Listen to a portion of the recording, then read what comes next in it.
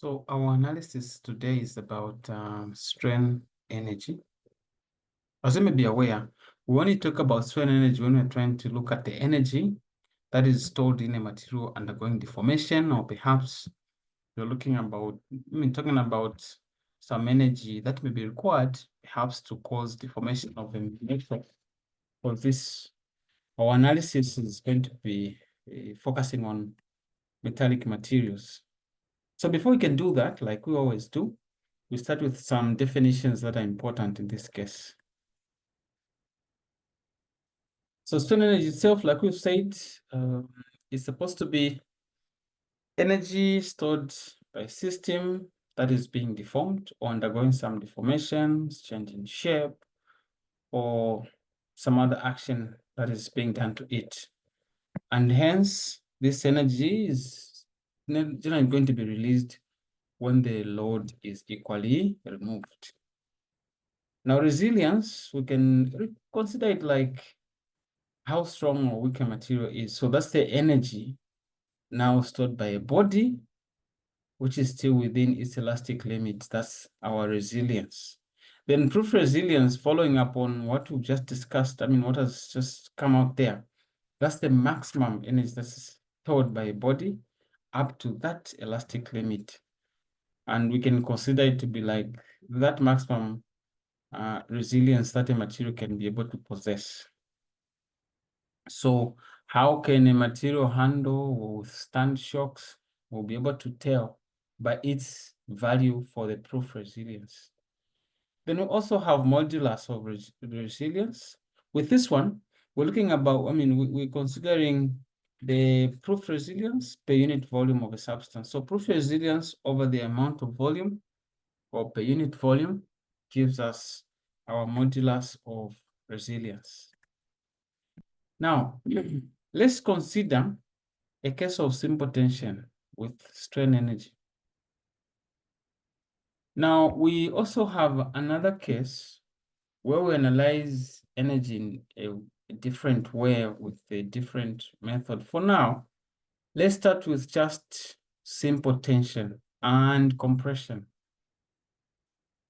Now here, when you're considering this, you will notice that a material which is undergoing such, for example, it has a load which is supposed to extend it apart, you're going to come up with a graph similar to what you see here, such that it will go in that way.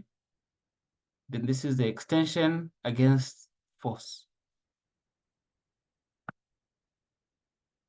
You can even say that the extension against the load, the graph, that's what you have. So all you do now is look at the area bounded by the graph. This area you see here gives us the value of the strain energy. What is the area of a triangle? We know that when you're looking for the area of a triangle, it's simply half base times height. In this case, our base is change in length. Our height is that force, W. So hence, the strain energy is being represented by letter U. So that's half load times the change in length. Now, if you were to expand it, you'll notice that coming from stress is force over area. If you make load itself the subject of the formula, it becomes stress multiplied by the area. Then change in length is normally strain times the original length. So strain multiplied by the original length. So with that, then you can say, if I know this is supposed to be like that, it should be strain. Sometimes strain is represented by a symbol like this times the original length. But the beauty of it all is that this, what you're looking at here, strain, is also given by stress over Young's modulus. So when you substitute there, this is what you have. And sometimes we put L or just L. So the change in length is stress over Young's modulus, then everything multiplied by L. Now, remember where we're coming from. We said this one, which is the strain energy, is a product of half by load and changing length. So where there is load, we have stress times area. Where we have changing length, we have this expression here. So all we are going to do now is substitute. In place of W, we put this. In place of changing length, we're going to put stress L over Young's modulus. So what you have now is half. Where we should have W, we have stress times area. Where we have changing length, we have stress L over E. Already some things can start simplifying. So stress multiplied by stress, you have stress squared. Then A is just A. Then we have L. Then below here, we just have 2 and E. So you have 2E. So our strain energy, when you've been provided with the stress, cross-sectional area, the length, and the Young's modulus, is simply given by stress squared AL over 2E. That's what you get from there. And it gives us the strain energy. But in case you decide to consider this as per unit volume, you realize that volume is given by the product of area and length. Area and length gives us the volume. So meaning where you have this combination, you just put V. So stress squared V over 2E. So if you were to consider the strain energy per unit volume, the strain energy per cubic meter, the strain energy being applied on each cubic meter of the material, on each unit volume of the material, it means where there's V, you put 1, and it just remains as stress squared over 2E.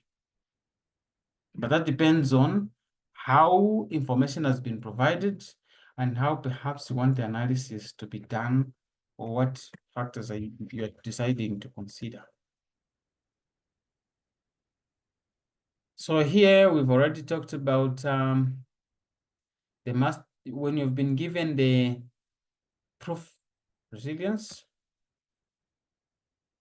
talking about that stress, the maximum stress at the point just close to the elastic limit, then it means you're now going to have proof resilience, which is the maximum strain energy. In that case, you should also substitute that maximum stress there. And you now proceed and say that squared over 2E. Modulus of resilience. We said this is supposed to be the proof resilience per unit volume. So unit volume per 1 cubic meter, meaning here, you only end up with 1 cubic meter, it disappears. So you end up with an expression, stress squared over 2E. Now, here we were just considering strain energy. Let's talk about the analysis of a case where you are dealing with gradually applied loads. Then later on, we'll also consider a suddenly applied load, because those two stand side by side, but the results are different. If you are applying the load gradually, the damage you will cause is different from a person who is applying a load suddenly. So where do we start the analysis? We go back to the external load, the energy that is going to be stored because of the external load. We said it's supposed to be half load multiplied by change in length. So again, we said the formula for load is stress times area. So with that, you can now go back and remember that U is equal to half stress area multiplied by that change in length. What about work done? Work done is the force times the distance. Our force is half W. Our distance is the change in length. So what do we do now? We equate these two expressions, the first expression and the second expression. So what are we having? We have half stress A change in length is equal to half W multiplied by change in length. So here you can already see some things that are common. I can see half is here, half is there. They cancel out. I can also see changing length here. There's also changing length right there. Meaning that what I now have is something like this. I have stress area being equal to W, the load. Now leaving me with one option. I want to make stress the subject, so which means I can divide through by A. This is A. Then even here, I also divide by the same A. So with this cancels out, and then you have stress is equal to load over cross-sectional area. So this is normally our expression for gradually applied loads. And we're saying that it's the commonest because when you define stress, this is the expression we use. That's why it's like on average, we expect that most of the loads, in reality, most of the loads will end up being applied gradually on a variety of materials. Talk about structures, or when even rotating members are at rest, you realize this condition applies. So this is a very common case. We come to suddenly applied loads. Under suddenly applied loads, here, the only difference is that it's the load itself multiplied by change in length. It's not half the load, but just the full load like that. That's the work done. Load times the change in length. Then on the other side, it's the same half stress area times change in length. But where we have the stress, we put SU representing suddenly applied loads. Then I multiply everything by the change in length. So with that, you can already see we have this and that common. Meaning that with that, you can now have W on one side being equal to half what? Half. Then you have stress here for suddenly applied loads multiplied by the area. So that's our area. So if you make stress the subject, it means you multiply both sides by 2, so you have twice W. Then divide both sides by L so that it cancels here. Then on one side, you remain with the stress for suddenly applied loads is equal to 2W over L. Just comparing the two by a quick look at these two formulas, you can notice that if you are applying the load gradually, the amount of stress induced is going to be reduced compared to another person under the same conditions, but deciding to apply this load suddenly. And this even goes further. If you decide to apply this load as an impact load on a material, again, the value continues rising. So here, the simple case we have is stress, W over A. The other one is stress for suddenly applied loads is equal to twice W over A. So this is for gradually applied loads. This is for suddenly applied loads. Let's apply this. Here is an example. So here I have a metal bar with section 5 centimeter by 5 centimeter. Length is 3 meters. Subjected to an axial pull of 150 kilonewtons. Young's modulus 230 gigapascals. Then you need to calculate change in length of the bar, the amount of energy stored in the bar. Here we're talking about the strain energy. 5 centimeters. We first of all make sure that these are in the SI units. You cannot leave it centimeter like that, whereas on the other end you have the pascals like that and the meters like that. It will mean eventually you have confusion. But we realign the units. So here what we've decided to do is to convert all of them to the meter. So if I have to convert these 5 centimeters to meters, I divide by 100 or multiply by 10 power negative 2. So if I divide this by 100, my answer is 0.05. So the two of them are 0.05 and 0.05. When you multiply them, you get 0.0025, and it's in square meters. Let's go to Young's modulus. With Young's modulus, you have 230 by 10 power 9. Why 10 power 9? Because this is giga. So giga represents a billion. That's 10 raised to power 9. Next, you have the load. The load, we've been told it's 150 kilonewtons. So from there, you can say now that our W is 150,000 newtons. Then the length is right here, it's 3 meters. So our length of the section, 3 meters. This about completes our data. Then let's go to finding the change in length of the bar. Now here, I decided to take it step by step, but I'll still combine it and take you back to the formula we used. So what I decided to do is, why not first of all get the stress? Stress is basically load over area. Why have we used this one? Because if you look at this loading that we have here, we have a metal bar with this section. It is subjected to an axial pull of this. The axial pull that we've been provided with here is not a suddenly applied load, otherwise it will be clearly stated. The way this has been phrased is basically referring to a gradually applied load. So with that in mind, here we are, we use that expression for a gradually applied load. So our W is 150,000, area 0.0025.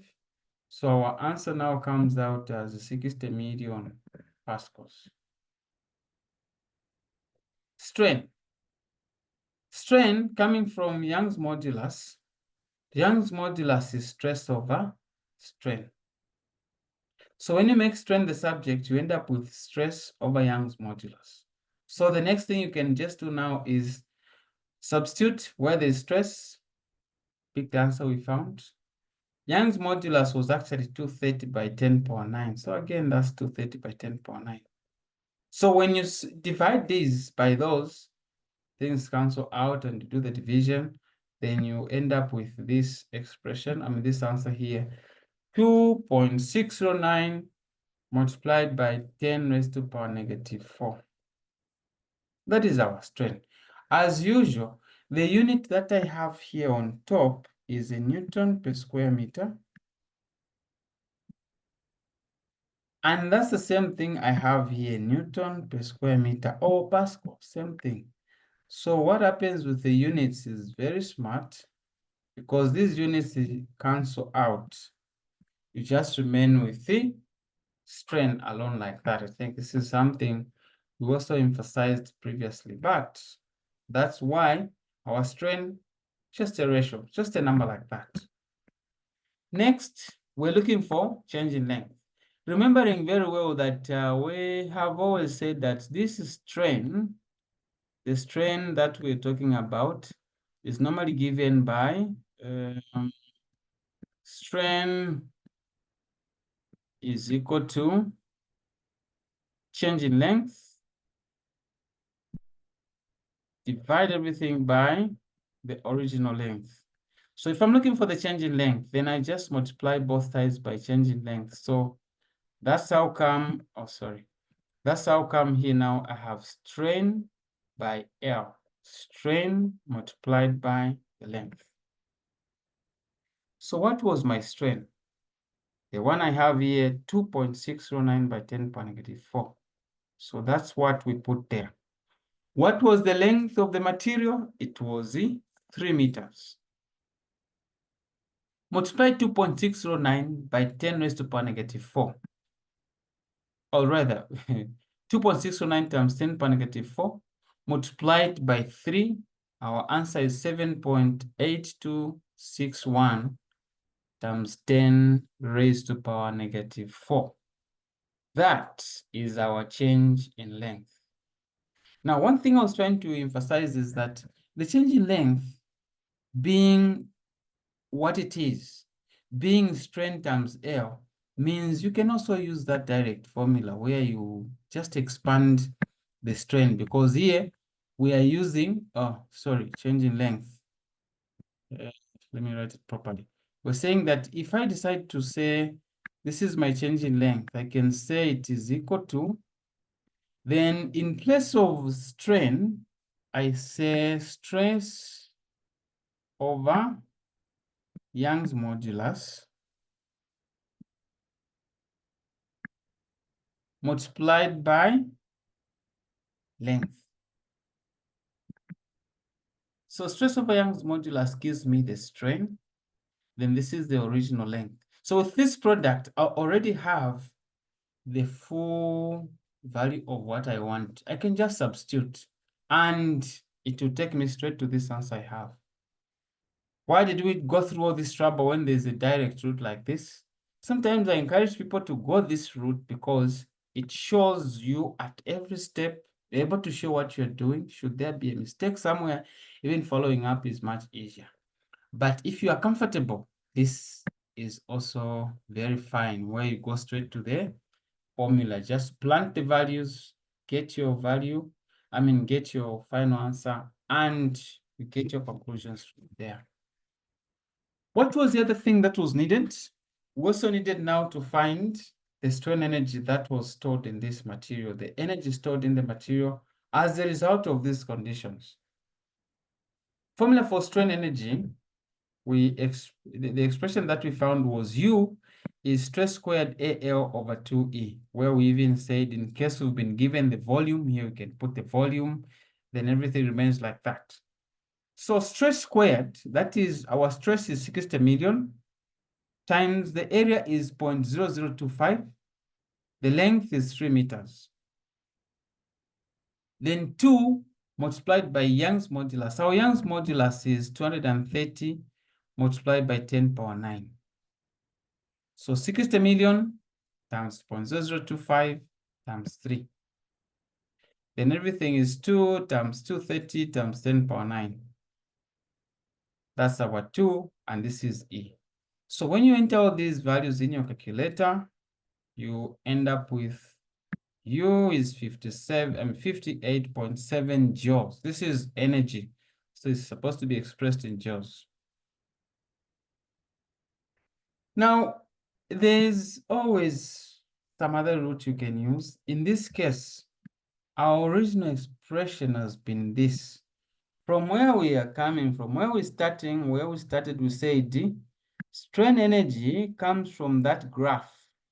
That graph we drew, which gave us an enclosure of a triangle, where we said this one, we have this graph going there, and then we use some dotted lines to tell us that actually this is our extension, this is the change in length that we have.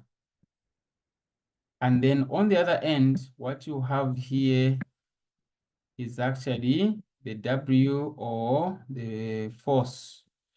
So what we did was take up this area we have here, the area under this graph, which is half base times height, so it becomes half W times change in L, half W multiplied by change in length. This is the area of this triangle. The area under the graph therefore becomes that. So this can also be used.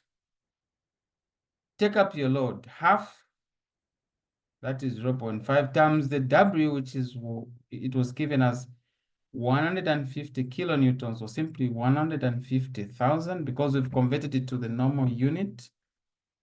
0.5 multiplied by 150,000. What is our change in length? From the answer we got previously, it was 7.8261 times 10 raised to the power negative 4. These values correctly entered in your calculator will still take you back to 58.7. Still emphasizing the fact that as long as this answer here was correct, you still get the same value as what you got there. That's how smart that is. And as long as here there were no other mistakes you made, these answers are the same. We're not saying that when you're answering here, you should handle it in two ways. Not at all. Pick one which you're comfortable with. Pick the value, the formula, the expression that you find easier to use. And sometimes this can also be dictated by the kind of information that you have with you at hand. It could be that at the point you need to calculate for this strain energy, you did not even have a chance of getting this. But you have the length, you have the area, you have the stress, you also have this. So in that case, it means you are pushed in one corner. You can use this expression. Perhaps you don't even have the stresses. All you have is the load and the change in length. Again, you may not use this expression up here.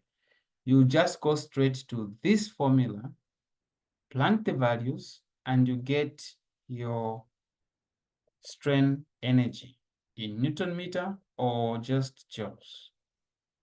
So that's how this is supposed to be handled. Here's another example. We have a trailer whose weight is 35 kilonewtons attached to a wire rope and moving down an incline at a speed of 3.6 kilometers per hour when the rope jams and the trailer suddenly comes to rest. The rope has a length of 60 meters at the time of the sudden stoppage, and the diameter of the rope is 30 millimeters, while the Young's modulus for this same rope is actually 200 gigapascals. That's the information provided. That's the information we've been provided with. So what do we need to do? We need to calculate the maximum instantaneous stress, the maximum instantaneous elongation. Those are the two. As usual, let's pick up information. First, what we have here is basically the weight of the trailer, 35 kilonewtons. So 35,000 newtons. Then aside from that, we also need to get the mass. We'll need the mass along the way when we start calculating for some kinetic energy as we do the conversion. So how do we get mass from weight? When we've been given the weight, we go back to the relationship between them. We know that weight, which is W, is equal to mass times Z, write it properly, mass multiplied by gravity. So if you decide to make mass the subject, if you say M is my subject of the formula, then it will end up being weight over acceleration due to gravity. Just like that. So with this, I already have my weight, which is 35,000. Acceleration due to gravity is 9.81. So when you decide to divide now, 35,000 divided by 9.81, you have 3,567.788 kilograms. That is the weight of the trailer. That is the weight of the trailer. Sorry, the mass of the trailer. That's why it's in kilograms. Next, we have this speed of the trailer as it is going down the plane before the rope jams. 3.6 kilometers per hour. So we have to convert the kilometers per hour to meters per second. And this is the conversion, the small conversion we decide to carry out here. 3.6 multiplied by 1,000, divide everything by 3,600. So the 1,000 here is helping us to convert the kilometers to meters. In 3,600, we're converting the hours to seconds. So with this, our answer is 1 meter per second. Or you may just get your answer and divide by 3.6. It's still the same conversion, and the answer will still be the same thing, 1 meter per second. Next, we also have the length of the rope. How long is the rope? 60 meters. Then we also have the diameter of the rope. Now we don't want the diameter. It's like you want to make one particular item, then you decide to look for something not related to what you're working on. Here, we have the diameter of the rope. Good enough. We need to use it now to arrive at the area. So we go back to area is equal to pi d squared over 4. So pi times our d is 0.03. 0.03 because this is 30 millimeters. As per conversion practice, we divide this one by 1,000. Forgive my funny handwriting there. Divide that by 1,000, and that's how come you have this number 0.03. So pi times 0.03 squared divided by 4 gives us 7.06859 times 10 power negative 4 square meters. This is our area, the cross-sectional area for this rope. What next? I have this Young's modulus expressed as 200 gigapascals. Once again, giga represents 10 raised to the power 9. So all I'm going to do is bring the 200 and multiply it by 10 raised to the power 9. So I have 200 times 10 power 9 as my Young's modulus. Here, my data is complete. The next thing I'm going to do is to find out how much kinetic energy do I have in this trailer before the rope jams, before the rope decides to put everything to a stop. So what I am going to do is to ensure that I calculate that energy, then we relate it later with our conservation of energy principle. So here, kinetic energy formula, half mv squared, or simply mv squared over 2. So our m, the mass, 3,567.788, multiplied by the velocity, which is 1 squared, divide everything by 2.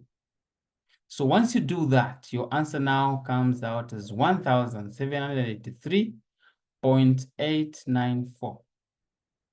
This is just my kinetic energy.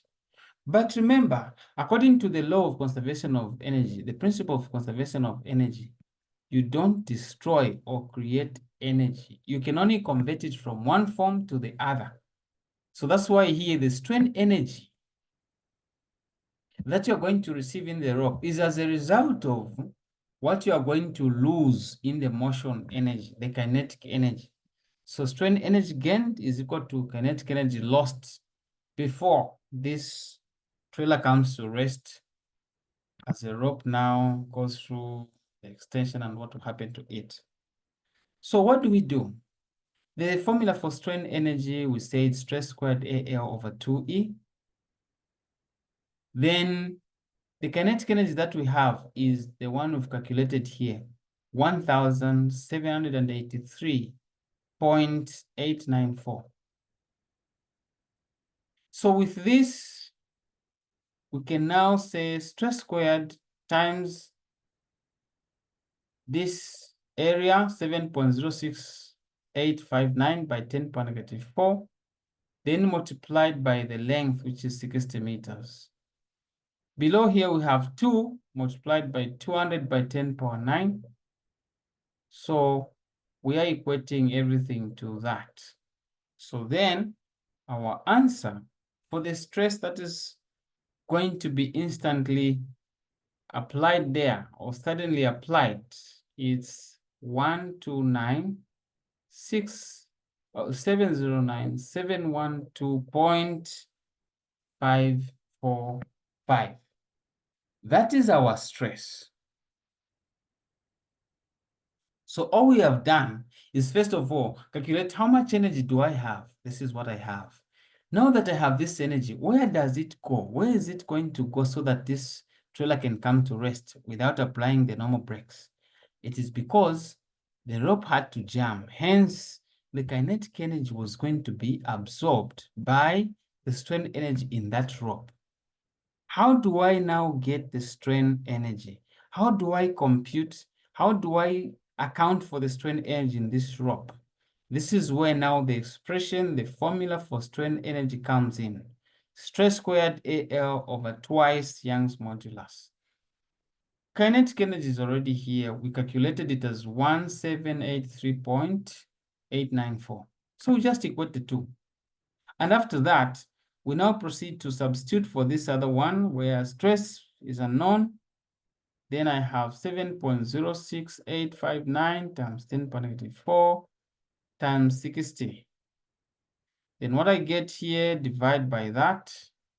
Whatever answer I'll get, of course, I'll divide them, then later on get the square root. So the answer finally is 129 megapascals, meganewtons per square meter, or simply 129,709,712.545 pascals, or newtons per square meter. Let's talk about change in length. Change in length, if you refer back to what we talked about, uses this expression.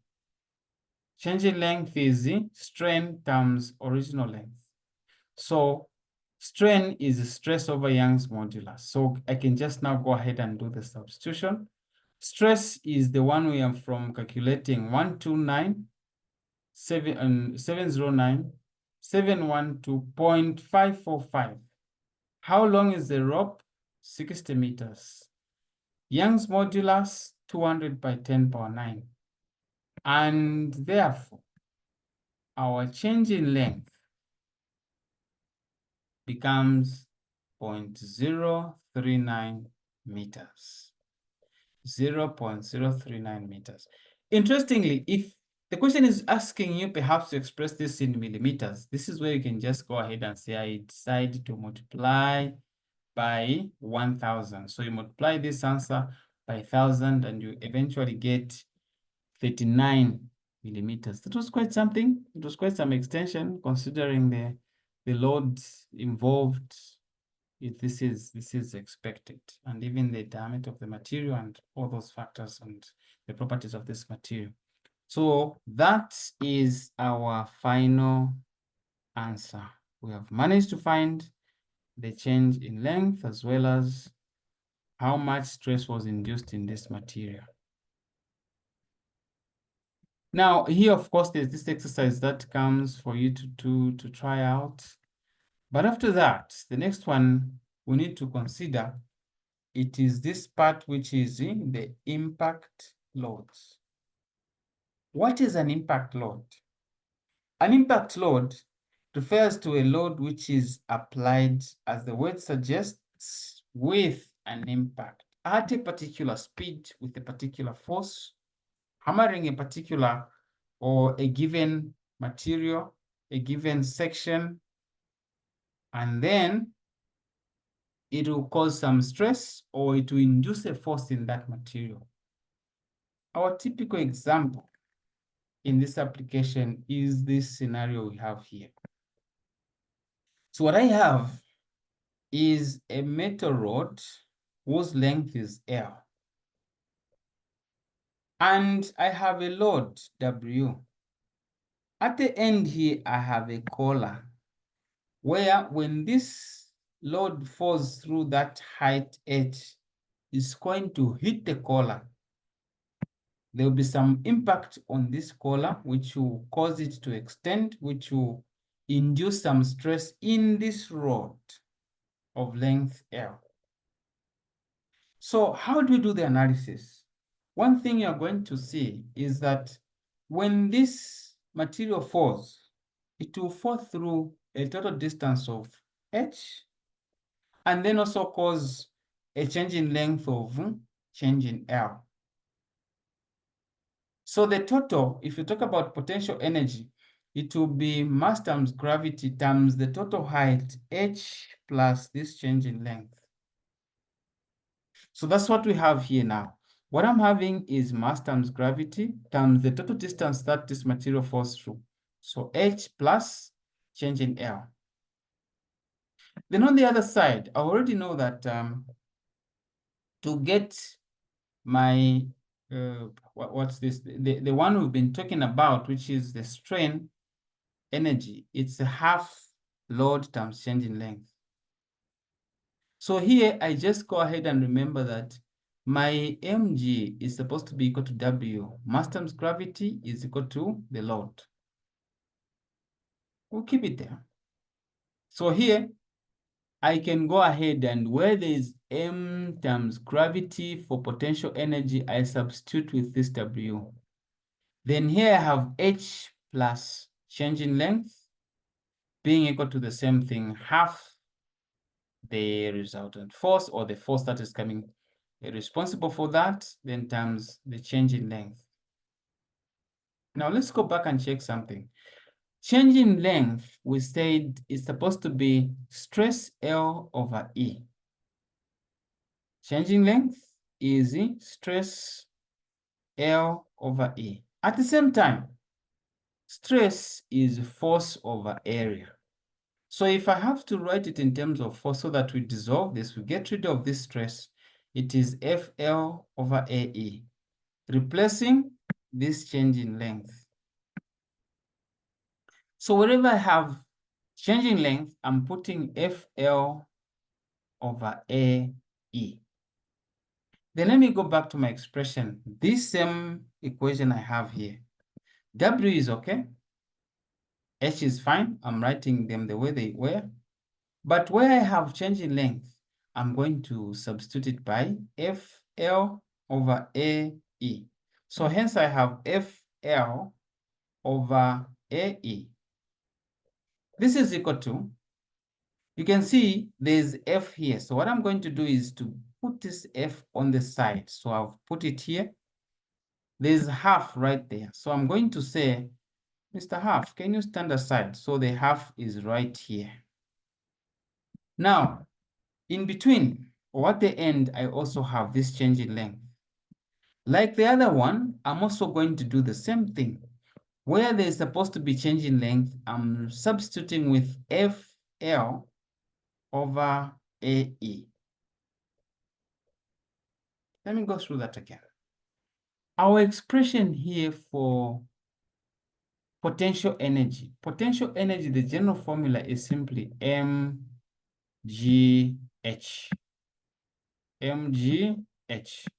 But unfortunately for us, the total height is not just h. There's an additional, there's some small addition that has been given to height. The total height is supposed to take into account the extension, the amount of extension that the material will go through as a result of this collar, this load dropping on the collar. So the total height through which it will fall, therefore, should be h plus the change in L. So that's why here we went ahead and said mg, open brackets, times open brackets, h plus that change in length. Then on the other side, it's just the expression for strain energy, where I have half F times change in length. Half multiplied by the force or the load by that change in length. On this other end, I have mg, the product of mass and gravity, is represented by the load, W. So what I do is where there's mg, I just put W. So then everything else remains like that, but I just introduce this there. Then here's where we said, let's take a step further. These two, there's changing length here. There's also changing length there. Where there's changing length, I'm going to put FL over AE.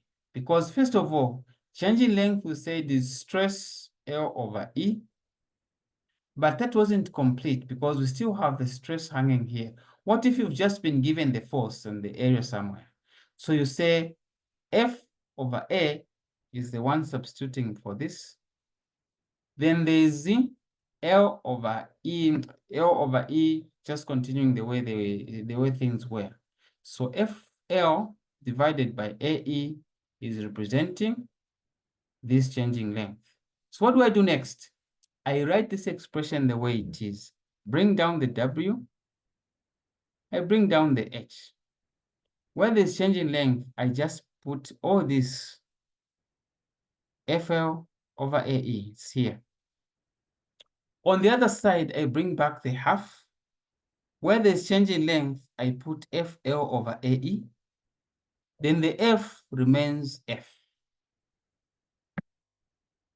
What next? With that in mind, you can already see that there are two F's here. There's F multiplied by F, giving me F squared. So this is my F squared L over 2AE. Wait a minute. Where is this 2 coming from? The 2 is already here in form of half. If we had wanted, we could have even just said FL over 2AE from there. But it's the same thing. So here is our F squared L over 2AE. Then inside there we have W, then there's H plus FL over AE. The next thing we can do is just to open these brackets. W times H gives me WH. W multiplied by this factor here, I have W, then everything as it is, FL over AE. On the other side, I still have F squared L over 2AE. When you look at this, I can still simplify this further so that I make this, I want it to look smarter, to just remain with the squared variable, and everything else should disappear here because I'm already seeing a quadratic equation. So I need to get rid of all this. What should I do?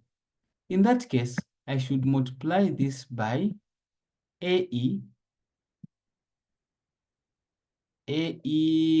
everything divided by L. When I do this, the AE will cancel. Then the L will cancel with this L here. But on this other side, it will stick. It will remain like that. It will mean I'll multiply this by the first expression, which will be WA, WH, then I still have AL over AE over L. Then for this one, I'll still have W.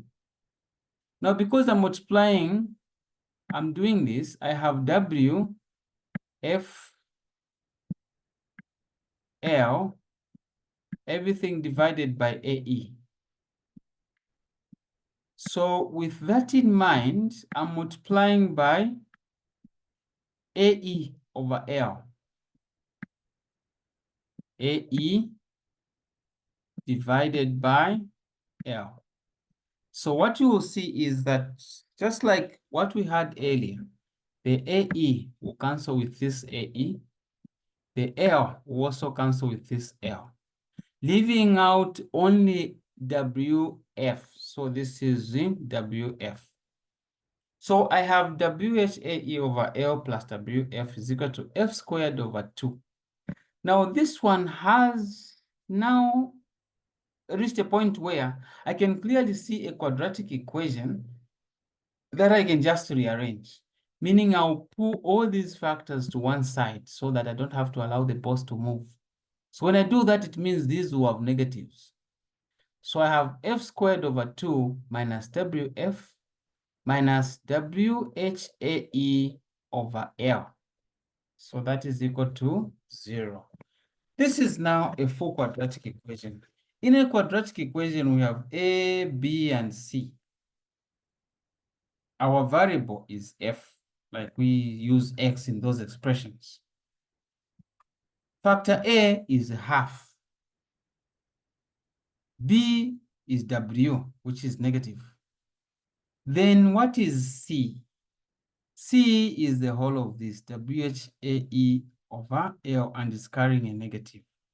So let me go back to the quadratic equation. According to the quadratic equation, we say that the value of X is supposed to be B, negative B plus or minus under the root of B squared minus 4AC. So 4AC,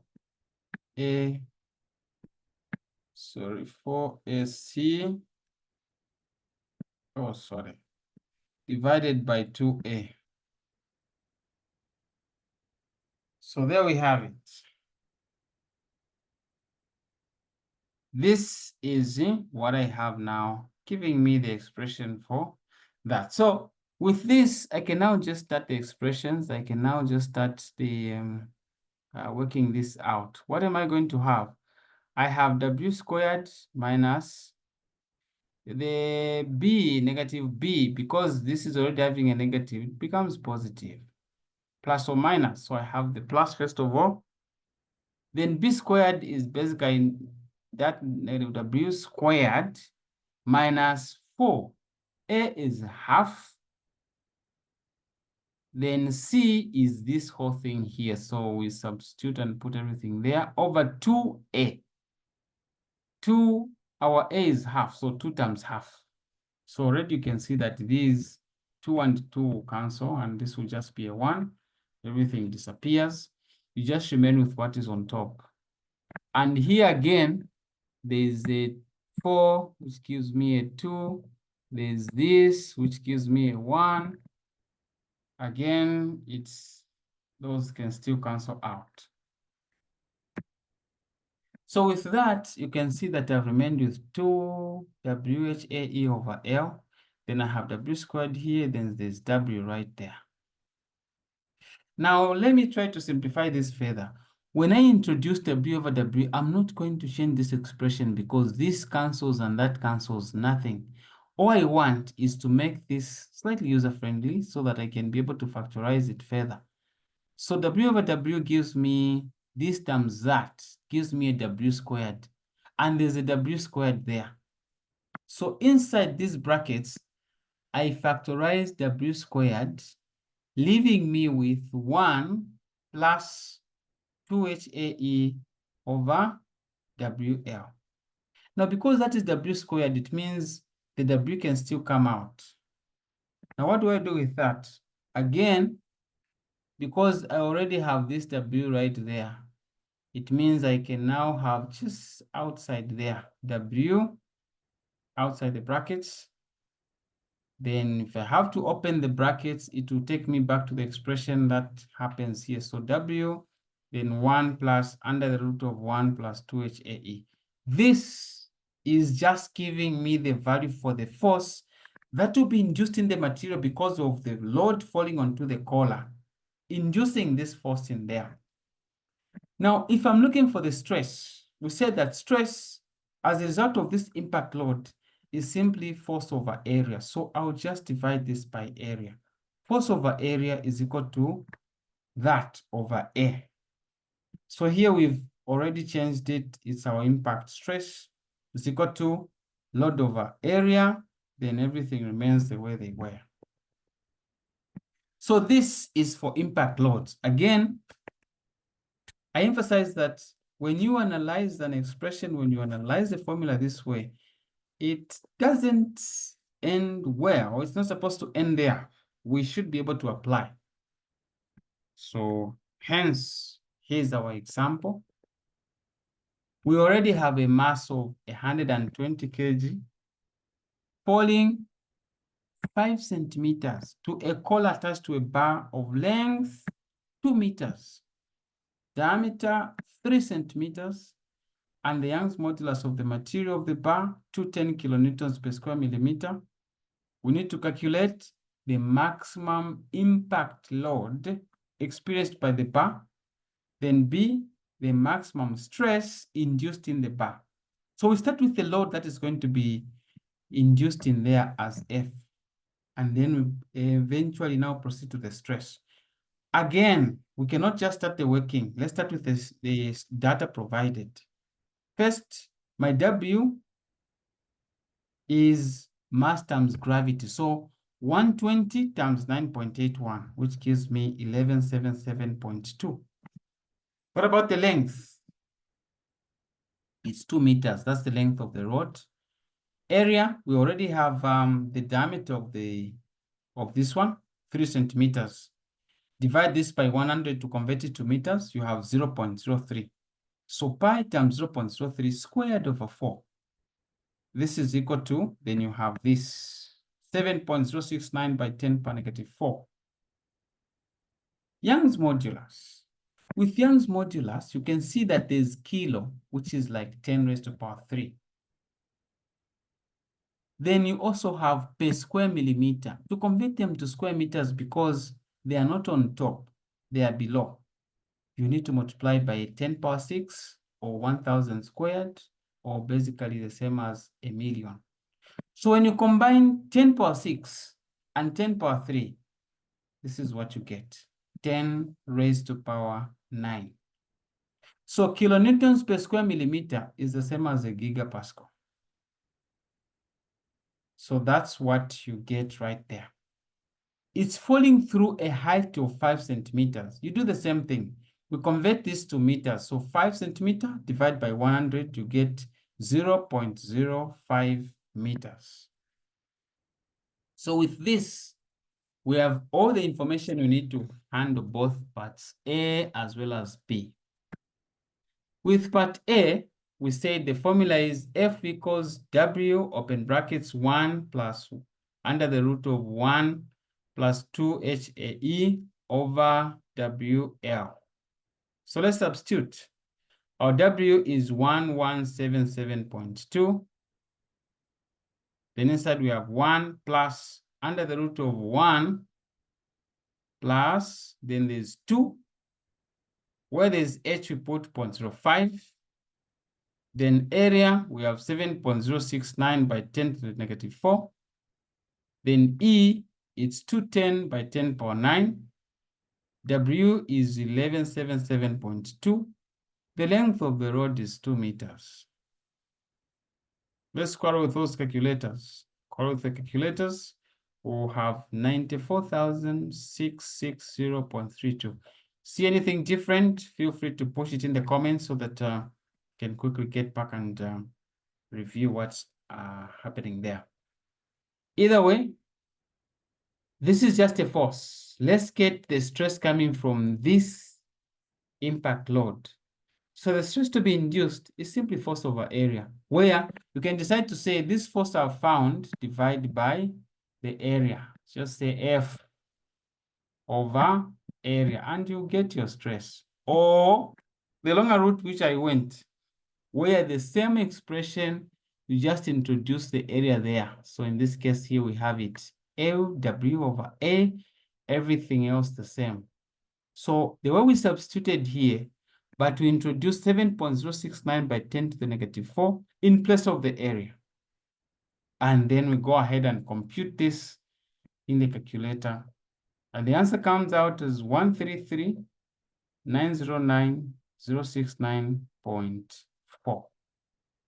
So that is our impact stress. That is our load as a result, our stress as a result of the load falling onto the collar after falling through 5 centimeters. So once again, end here, feel free to drop a comment. I'll quickly get back to you, or you can reach out.